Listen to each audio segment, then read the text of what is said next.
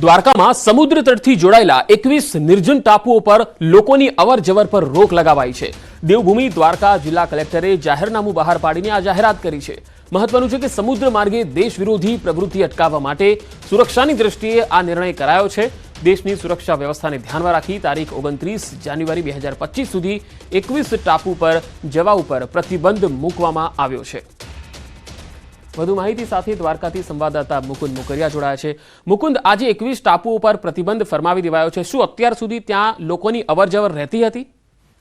જી પંકજ, વાત કરવામાં આવે તો દ્વારકા જિલ્લામાં કુલ 24 જેટલા ટાપુઓ આવેલા છે, જેમાંથી માત્ર 2 ટાપુઓ પર જ માનવ વસાવત છે, ત્યારે 21 જેટલા ટાપુ છે ત્યાં માનવ વસાવત નથી। કેટલાક ધાર્મિક સ્થળો આ ટાપુ ઉપર આવેલા છે, ત્યારે ધાર્મિક પ્રવૃત્તિના નામે કોઈ અસામાજિક તત્વો ત્યાં આશરો ન લે તે માટે જિલ્લા કલેક્ટર દ્વારા છે એક જાહેરનામું પ્રસિદ્ધ કરવામાં આવ્યું છે અને આ જે નિર્જન ટાપુ પર છે ત્યાં અવર જવર માટે રોક લગાવી દેવામાં આવી છે।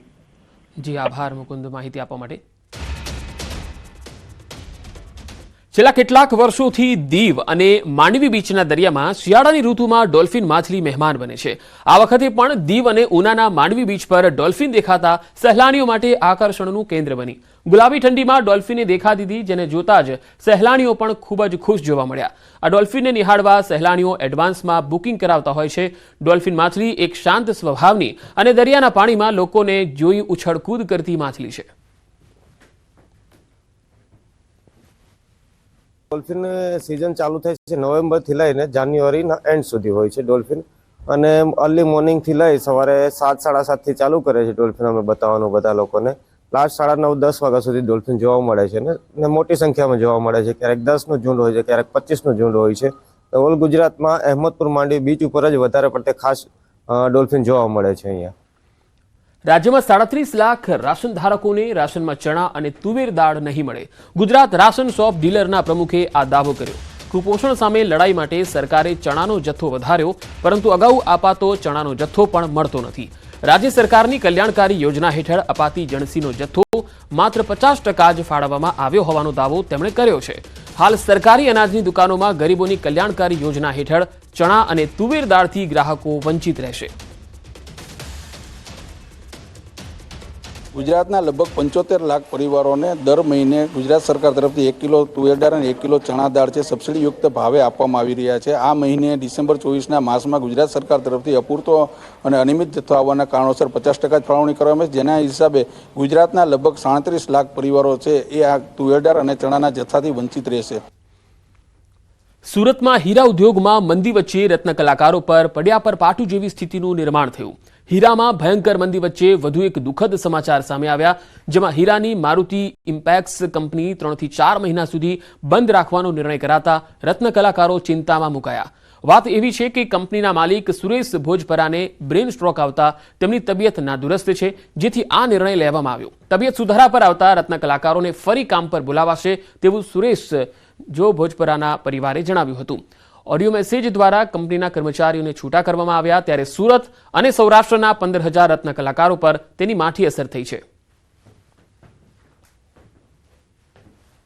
જી, તમારું નામ અને સમગ્ર કર્મચારીઓને ઓડિયો મેસેજ દ્વારા મારુતિ ઇમ્પેક્સથી છૂટા કરી અને અન્ય જગ્યા પર કામ શોધી લેવા માટેની વાતો કરવામાં આવી છે, શું કહેશો? મારું નામ છે ભાવેશ ટાક, હું ડાયમંડ વર્કર યુનિયનનો ઉપપ્રમુખ છું।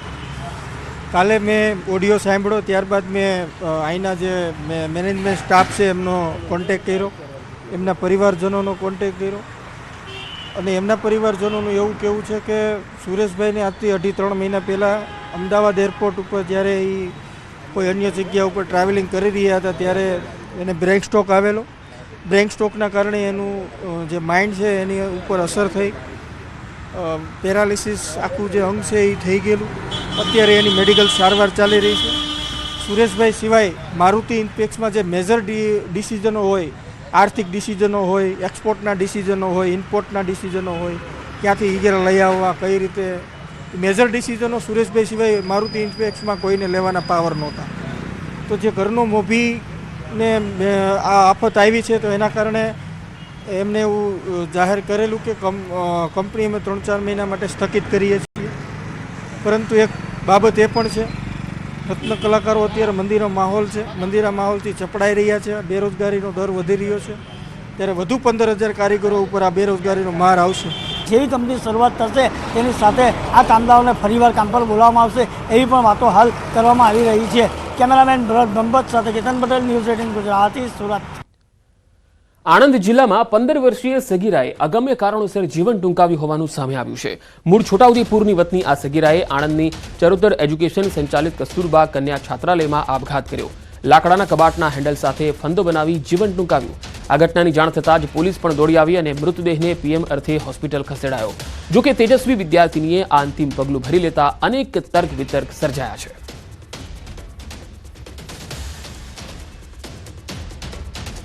ભાજપે વોર્ડ પ્રમુખની ચૂંટણી પ્રક્રિયા શરૂ કરી. મહાનગરોમાં વોર્ડ અધ્યક્ષની ચૂંટણીમાં ભાગ લેવા માટે શનિવાર અને રવિવારે ઉમેદવારી પત્ર સ્વીકારશે.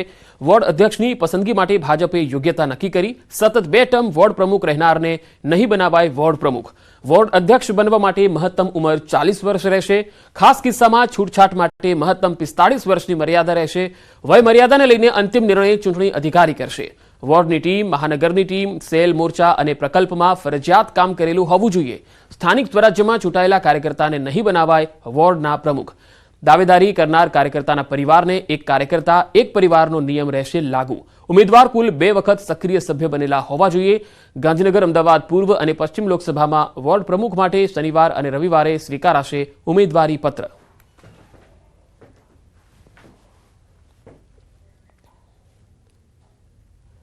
સુરત સિવિલમાં થતી ફ્રી સારવારે એક ગરીબ પરિવારને દેવામાં ડૂબતા બચાવી લીધો. જે સર્જરી લાખોમાં થાય છે એ સુરત સિવિલમાં નિઃશુલ્ક કરવામાં આવી. વાત એવી હતી કે મહારાષ્ટ્રમાં રહેતા યુવકને અકસ્માત નડ્યો, જેમાં તેના ડાબા પગ, પાંસળી અને હાથના અંગૂઠા આંગળી મળી કુલ 15 ફ્રેક્ચર થયા. જેની સારવાર જો ખાનગી હોસ્પિટલમાં કરાવતો તો 15 લાખ રૂપિયા જેટલો ખર્ચ થાત.